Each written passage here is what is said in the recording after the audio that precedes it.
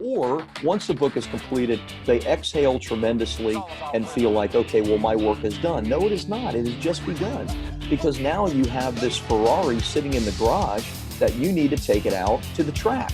You need to test it. You need to use it.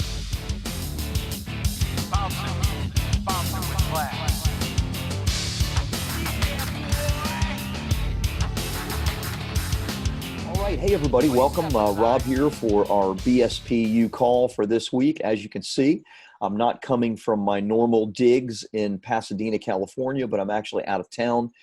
Currently, I'm on the big island of Hawaii, outside of Kona, Waikoloa.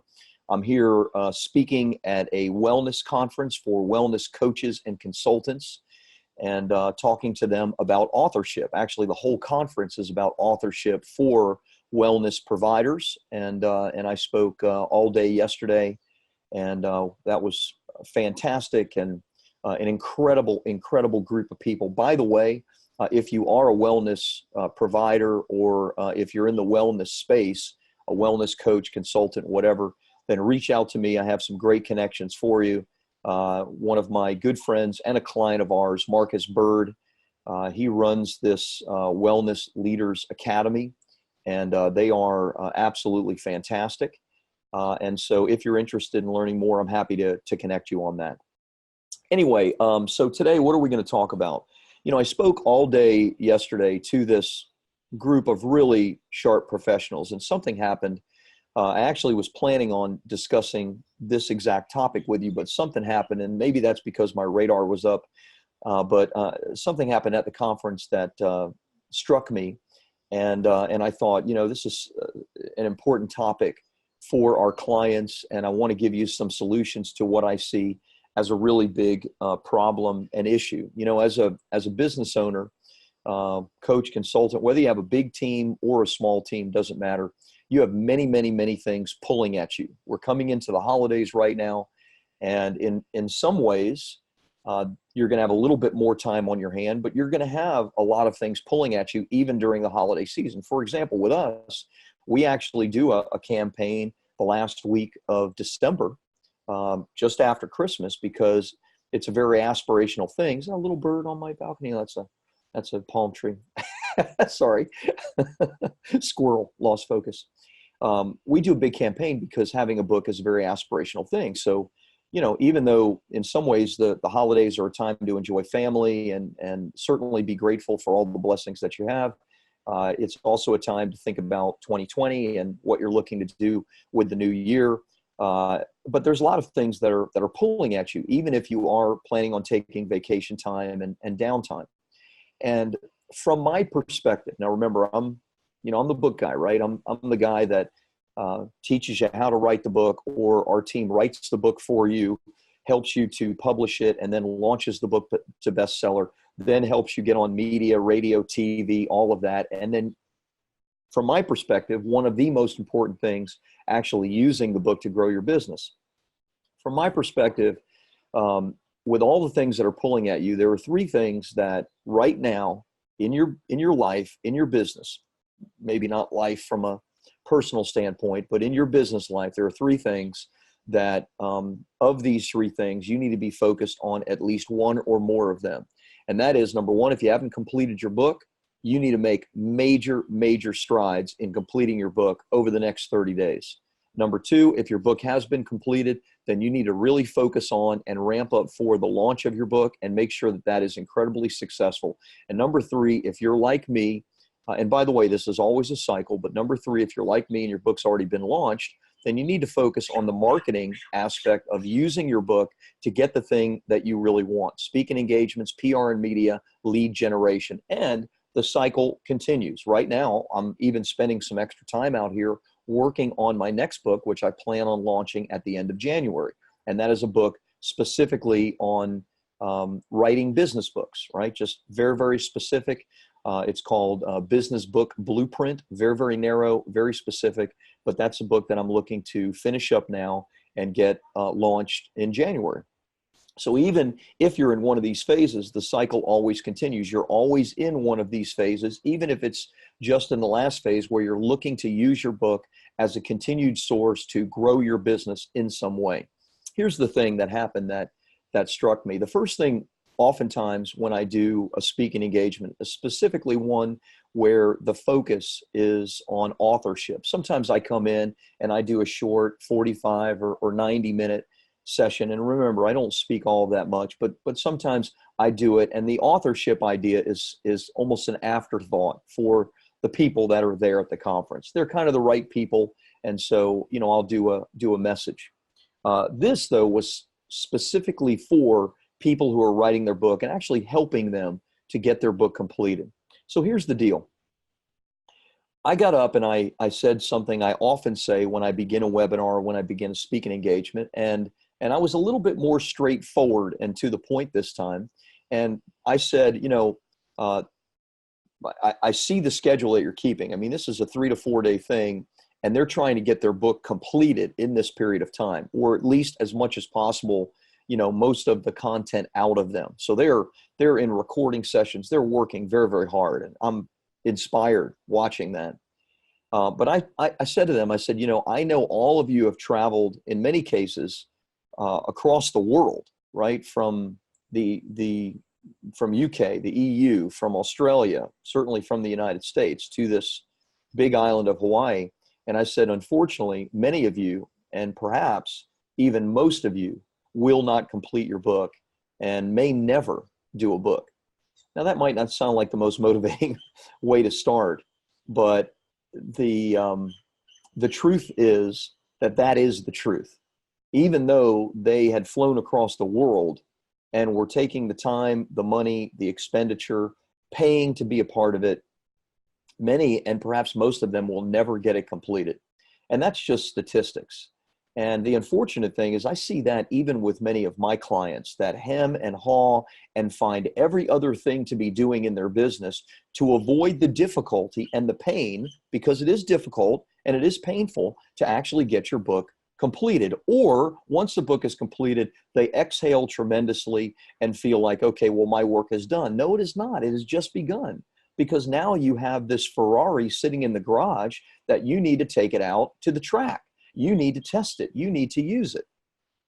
So initially I felt, maybe I was a little bit too harsh. So I was speaking to the conference organizer, who's also a good friend of mine. And he said, Rob, I'm so glad you said that. He said, that's actually something I say directly to people. I tell them that many of you are not going to finish the book. And of course, I didn't leave it there. I left with, I moved from there into all of the reasons, and I gave all of these incredible case studies, including my own, of what a book can do for you if you just get past the pain of actually getting it accomplished. And I said, the reason that you're not getting it accomplished, or that many of you won't, is because you lack motivation. You don't fully understand and grasp what a game changer having a best-selling book is to your business and your life. You don't grasp that. And if you did grasp that, you would put everything aside and you would focus on completing your book if it's not done, on launching your book if that's not done, and then on using your book, marketing your book and your services through your book so that you can grow your business. You would make it the number one focus if you only understood, fully realized the absolute opportunity that you have before you.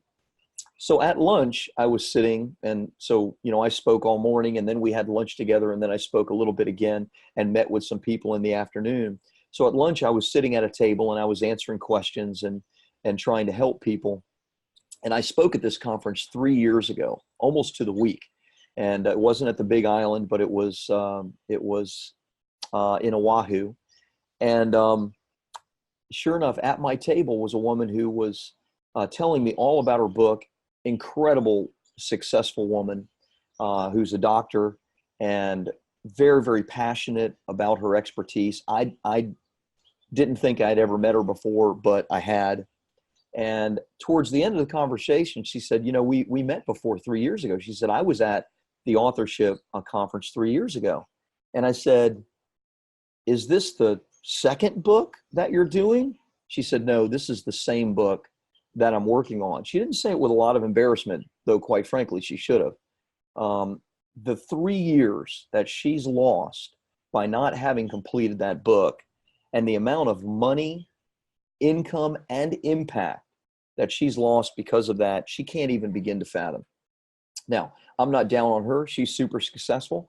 As I said to that audience, I am saying to you, even my own clients who write a big check to me and then ask for my help in doing these things, and we provide all the resources, the ghostwriters, all of these things to get done, we still need you to get this accomplished. And in too many cases, even my clients are finding things that come in front of the accomplishment of this goal.